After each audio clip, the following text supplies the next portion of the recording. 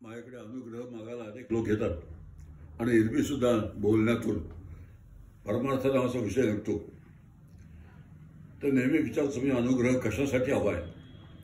कुणी सांगतं मन शांत होण्यासाठी हवं आहे, कुणी सांगतं घरामध्ये दुर्घटना घडलेली आहे, त्याचा जो त्रास आहे, त्याचं दुःख जे आहे ते दुःख विसरण्यासाठी आम्हाला परमार्थ हवा आहे किंवा अनुग्रह हवा आहे.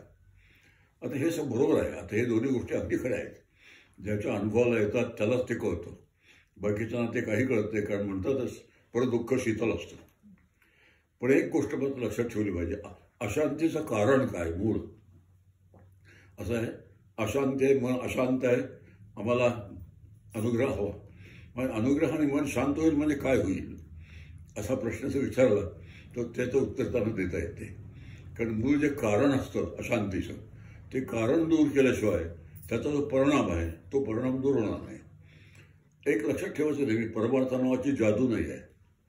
आणि परमार्थ नावाची जादू आहे असं जोपर्यंत वाटतं, अनुग्रह नावाची एक जादू आहे असं जोपर्यंत वाटतं, तोपर्यंत मग ह्या क्षेत्रात जे अनेक खेळ चालतात तसे खेळ चालू राहतील. त्याच्यामध्ये जे प्रचंड देवखेळ असते ती ह्या एका गैरसमजुतीमुळे असते. शांती विकत घेता येईल, दुःख विसरण्यासाठी सुख विकत घेता येईल, अशा तऱ्हेच्या ज्या कल्पना असतात त्या कल्पनेतून परमार्थाला फार मोठा तडा जातो. म्हणून अतिशय समजावून घ्यायची गोष्ट आवश्यकता आहे की परमार्थ म्हणजे नेमकं काय.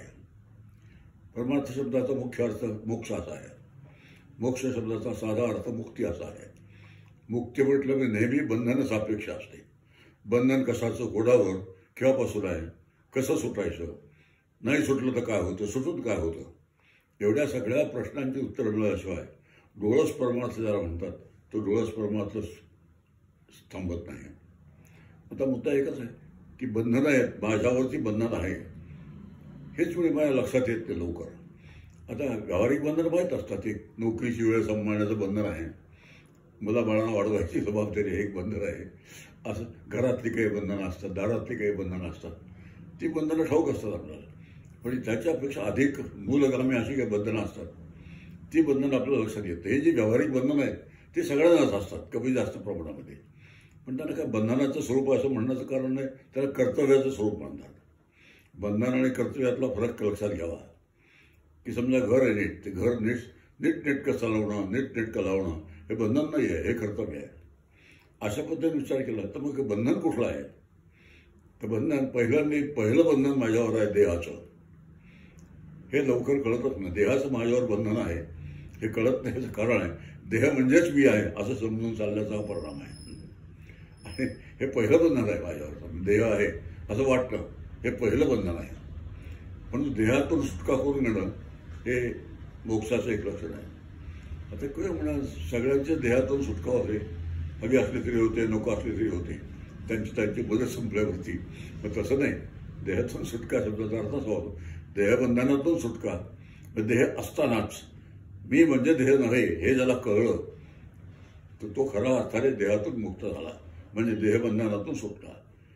देहीचा असोदे विदेही केलो, तुकारामांचा अनुभवच आहे. देहात आहेच, देहाला धरून असणारी जी सगळी कामं ते मी करतोय, पण तरीसुद्धा मला आतमध्ये 100% निश्चय आहे मी देह नाही. आता असं देहीची विदेही होऊन ठेवलो. देह असतानाच मी विदेही आहे, देहाचं माझ्यावर बंधन नाही असा अनुभव मला मिळालेला आहे असं तुकाराम महाराज आश्वासनपूर्वक सांगतात. आश्वासनपूर्वक आश्वासन आम्हाला लागतं. हे असे अहंकार नाही बरं का, मला जमलं तुम्हाला नाही जमलं, अजून तुमच्यासारख्याला कसं जमणार वगैरे असा थाट नाही. ते आम्हाला खात्री म्हणावी की अशी स्थिती असू शकते, त्यासाठी हे सगळं चाललेलं आहे. म्हणून देहाचं माझ्यावर बंधन आहे हे मला कळत नाही. मनाचं माझ्यावर बंधन आहे हे तर आणखीच कठीण आहे.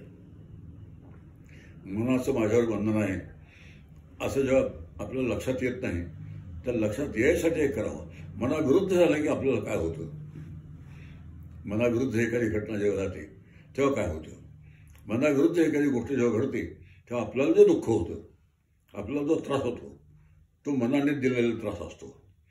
जखम जेव्हा होते तेव्हा देहाने दिलेला त्रास असतो. आणि देहाने दिलेला त्रास, मनाने दिलेला त्रास, बुद्धीने दिलेले त्रास, हे जे त्रास आहेत हे सगळे देहसापेक्ष त्रास आहेत. पण हे त्रास आहेत आणि ह्यातून सुटका करण्यासाठी परमार्थाचा प्रत्यक्ष उपयोग नाही. पण ज्या वेळेला मन म्हणजे मी नाही, देह म्हणजे मी नाही, बुद्धी म्हणजे मी नाही हे असं आपल्याला कळायला लागतं. यांच्या बंधनातून आपण जेव्हा सुटतो त्यावेळेला खऱ्या अर्थाने आपण मुक्त होतो. आणि हे जोपर्यंत लक्षात येत नाही तोपर्यंत अस्सल परमार्थ म्हणजे काय हे कळत नाही. आणि नक्कल परमार्थामध्ये हजारो लोक अडकलेले असतात.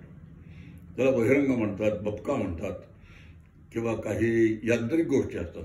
त्या व्रतवैकल्य आहेत, तीर्थयात्रा आहेत, उपासतापास आहेत, पारायण आहेत. या सगळ्या गोष्टी ज्या आहेत ह्या परमार्थाला पूरक आहेत. ह्या उपयोगाला आहेत असं कोणी शहाणा माणूस म्हणणार नाही, पण त्या परमार्थाला पूरक आहेत. ते म्हणजे परमार्थाला मी लक्षात ठेवावं. याचं इतकं झालं. आता 40 वर्ष झाली आमच्या घराची परंपरा चालू आहे वारीची किंवा तीर्थयात्रेची. ती मी सांभाळलेली आहे. दरवर्षी मी माझ्या कुलदेवाला गेल्याशिवाय राहत नाही. तुम्हाला काय वाटलं? आता आम्हाला काय वाटलं हेच बंधन आहे मोठं. असं तरी असा प्रश्न विचारणं हे फार मोठं बंधन आहे. हे ह्याला परमार्थ म्हणत नाही. ठीक आहे, कुलधर्म चालू ठेवला म्हणजे पुढची जी पिढी असते त्या पिढीसमोर ते राहतं, आदर्श राहतो. आणि तो आदर्श राहिला की त्या आदर्शाला धरून ते प्रगती करून घेऊ शकतात. पण हे नुसतं आपलं विधान आहे. प्रगती करून घेऊ शकतात, प्रगती करून घेतात असं मुळीच नाही. असं आहे. आपल्याला बघा, पिढ्या गेल्या आहेत आमच्या मागे, पण आम्ही कशावर आहोत? आम्ही जिथे आहोत तेच आहोत. असं का झालं? याचं कारण आहे मागच्या पिढ्यांनी आपली प्रगती खरी करून घेतली नाही आणि आम्हाला योग्य तो आदर्श समोर ठेवला नाही. त्यामुळे असं झालेलं आहे. त्यामुळे ह्या सगळ्या ज्या गोष्टी आहेत अतिशय आवश्यकता आहे त्यांची, पण ते म्हणजे ते नव्हे हे लक्षात ठेवलं पाहिजे. म्हणून देहाचं बंधन जे माझ्यावर आहे, मनाचं जे बंधन आहे, बुद्धीचं जे बंधन आहे, जास्तीत जास्त प्राणांचं जे माझ्यावर बंधन आहे, आता हे मोठं अवघडच आहे समजून घ्यायला. असे प्राण जायची कल्पनासुद्धा आम्हाला सहज होत नाही. इतकं प्राणाचा माझ्यावरती ताबा आहे. ही भाषा समजत नाही. याचं कारण आहे प्राण म्हणजेच मी. प्राण गेला म्हणजे मी जाणार. त्यामुळे प्राणाचं माझ्यावर बंधन आहे. प्राण वेगळा आहे, मी वेगळा आहे, ही भाषाच कळत नाही. आणि ही भाषा कळून घेणं, या भाषेमागचं रहस्य कळून घेणं हे परमार्थशास्त्राचं स्वरूप आहे. आणि हे जे स्वरूप लक्षात नाही घेतलं तर परमार्थशास्त्र किंवा परमार्थाच्या नावाने जे जे चालतं ते सगळं यांत्रिक होऊन जातं. एक थोडासा भाग झाला आपला स्वतःचा देहासंबंधी.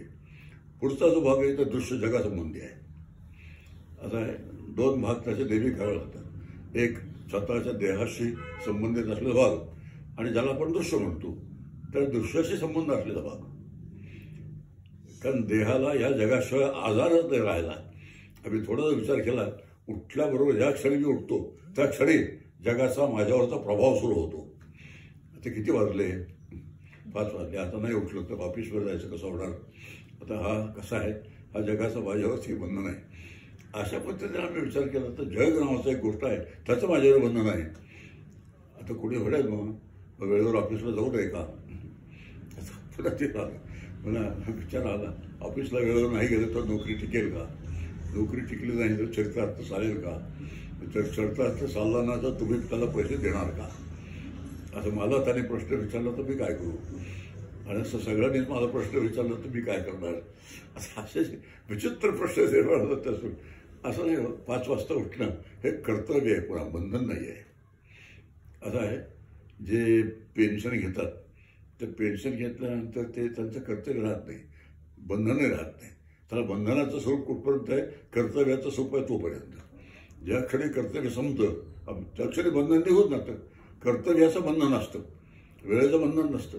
आणि कर्तव्य जे आहे हे देहाचा निर्वाह चालण्यासाठी, देहाचं देहजीवन जे आहे जगामधलं ते जीवन जगण्यासाठी काही कर्तव्य करावेच लागतात. आणि अशी जी कर्तव्य कर्म आहे त्यांची यादीच कर्मयोगशास्त्र म्हणून जे आहे भगवद्गीतेमध्ये त्यामध्ये दिलेलं आहे. ती अशी कर्म जे असतात, कर्मण्येवाधिकार असते, कर्म कराच तुम्ही, पण म्हटलंय मग फलेशू करायचं ना. आता ह्याचा विचार, समजा मी ऑफिसमध्ये अगदी वेळेवर जातो, माझं काम बिनचूकपणे करतो, तरीसुद्धा जेव्हा मला कामावरून जायची नोटीस येते त्यावेळेला काय झालं असतं, मनाची रचना इतकं मी छान केलं तरी असं कसं, म्हणजे हे काय, ही फळाची अपेक्षा झाली. म्हणजे फळाची अपेक्षा असू नये का? तर फळाच्या अपेक्षा हे बंधन झालं, मध्यत्व आहे. फळाची अपेक्षा एक मॅटर ऑफ कोर्स म्हणतात ती असते, सुधारणा असतात. जेव्हा मला बढती मिळायची असते एक 5 वर्षात किंवा ती मिळाली पाहिजे सर्व्हिसच्या नियमाप्रमाणे, पण ती मला मिळाली पाहिजे याचा अर्थ तो सर्व्हिसच्या दृष्टीने माझा हक्क आहे. तो हक्क मागायचाही मला हक्क आहे. पण त्याप्रमाणे मिळालं जर नाही तर मग कोणाच्या तरी नावाने, बस एवढ्यावर चालतो. कोणाच्या नावाने काय करायचं असतं ज्याने आपापलं ठरवलं. आता हे जे आहे हे माझ्यावरती बंधन होतं, याला बंधन असं म्हणतात. तर बंधनाचं स्वरूप, कर्तव्याचं स्वरूप, यामध्ये गल्लत नाही करायची. आणि एकदा अशी गल्लत झाली आणि अशी गल्लत त्याला सुरुवात झाली की मग परमार्थाचं जे व्हायचं ते होत जातं. हेच हा मोठा प्रश्न आहे. म्हणून एकच प्रश्न आहे, देहाचं बंधन आहे तसं जगाचंही बंधन माझ्यावर आहे. जगाचं बंधन आहे, कुठपर्यंत बंधन आहे जगाचं, आता तिथेच प्रश्न आहे. जसं देह म्हणजे मी नाही हे नक्की आहे, तसं जग जसं दिसतंय तसं सत्य नाही हे जर समजून आलं तर बंधन कमी होऊन जाईल. दुसऱ्याचं बंधन आहे.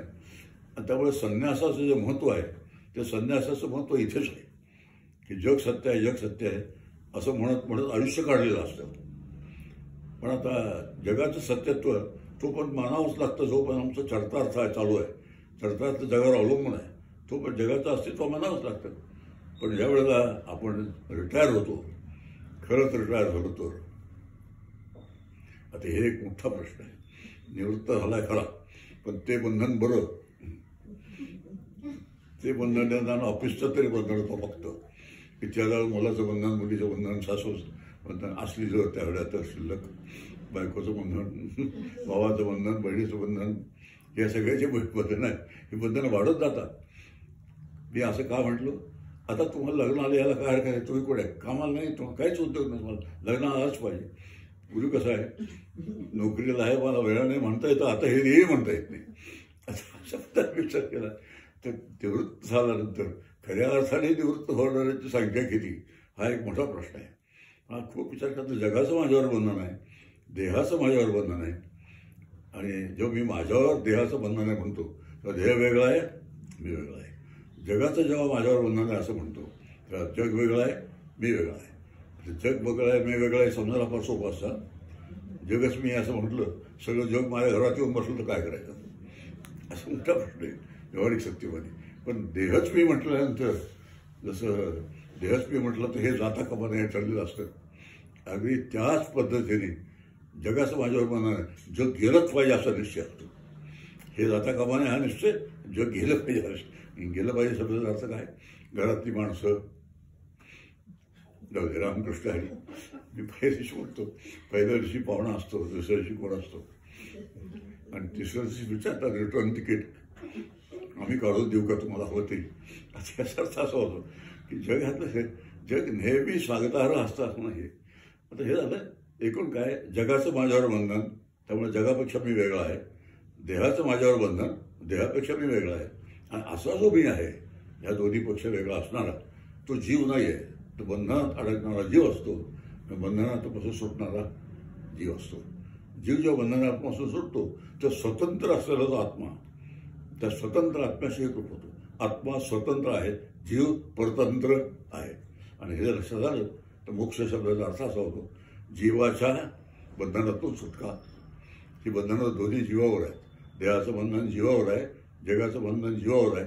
ज्या क्षणी जीव ब्रह्मरूप होतो, आत्मरूप होतो, तेव्हा देह म्हणजे मी नाही खात्री झालेली असते. देह जावो अथवा राहो तुमचा, पण ते प्रापंचिक लोकांची वाटणी झालेली असते. देह जावं म्हणजे असं कसं देह जावं असला पाहिजे. हे जे काही आहे ते तुकाराम महाराज म्हणतात, देह जावं अथवा राहो, त्यांचं पारायण करायचं असतं. तुकाराम महाराज की जय म्हणायचं असतं. देहोची वारी चुकवायची नसते, पण देह जावं अथवा राहो हे कधीच म्हणायचं नसतं. अशी काय विलक्षण वाटणी आमच्या क्षेत्रात चाललेली आहे. तरी सुद्धा आमचा परमार्थ चालू आहे. आता हे जे काही भोरसटपणा आहे, बस एवढ्यावर थांबतो. आणखी पुष्कळ विशेषणं मला सुचतात, पण मी भोरसट शब्दावर थांबून जातो. असा जो भोरसटपणा आहे तो जावा, यासाठी परमार्थ विज्ञानासारखी पुस्तकं जी आहेत त्या पुस्तकांचा अभ्यास व्यवस्थित करावा, विचारपूर्वक करावा, समजून करावा, आणि त्याप्रमाणे प्रत्यक्षामध्ये ते त्यांनी करायचं असतं. जे लेखन ज्यांनी केलेलं आहे त्यांनी ते बघून घ्यावं. आता अशी काय विलक्षण वाटते जोपर्यंत आहे तोपर्यंत या क्षेत्रात फारसं हाताला लागत नाही. म्हणून या क्षेत्रामध्ये असलेलं जे समज अपसमज गैरसमज जे काय आहेत ते सगळेच्या सगळे काढून टाकावे, झटकून टाकावे.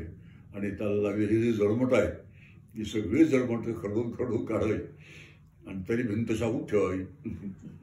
असं ते केलं. ह्या पद्धतीने विचाराचा बरोबर केला तर परमार्थाचं माझ्यावरती काय अभ्यास करायचा जबाबदारी काय आहे ते आपल्याला कळतं. तो कसा केला पाहिजे हेही कळतं.